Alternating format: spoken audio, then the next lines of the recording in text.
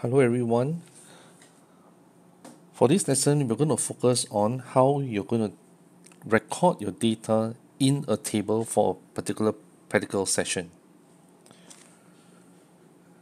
Right, in this table here I've shown you is actually part of the practical which you have either done it before or you have yet to do it. So don't worry about the details of the practical. We just focus on the tabulation of data for this session. For the tabulation, when you look at the header, you'll notice that there's a similarity among the headers. First, I have a symbol, highlight in yellow, right? This is the symbol, okay, for the data which I'm going to collect or I'm going to process. Now for this case, symbol,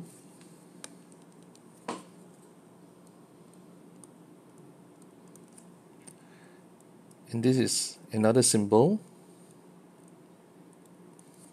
and this is a symbol. A symbol is used to represent a variable that's seen inside your experiment. It's usually indicated by the question within the experiment itself. Well, sometimes you can't see it on the question. Sometimes you can't see it on the diagram, but it should be found at least minimally in the question. So not to worry, all these things are actually given to you in the practical itself. Now your header has to have a symbol to represent the variable that you are collecting or processing. And what I'm going to highlight next is this. I'm going to highlight in green. This refers to the unit for the symbol.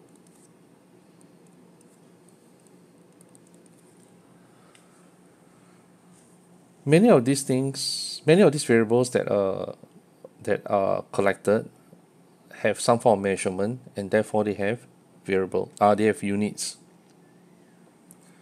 Now you notice at the last column, d2 over d1, there is no unit.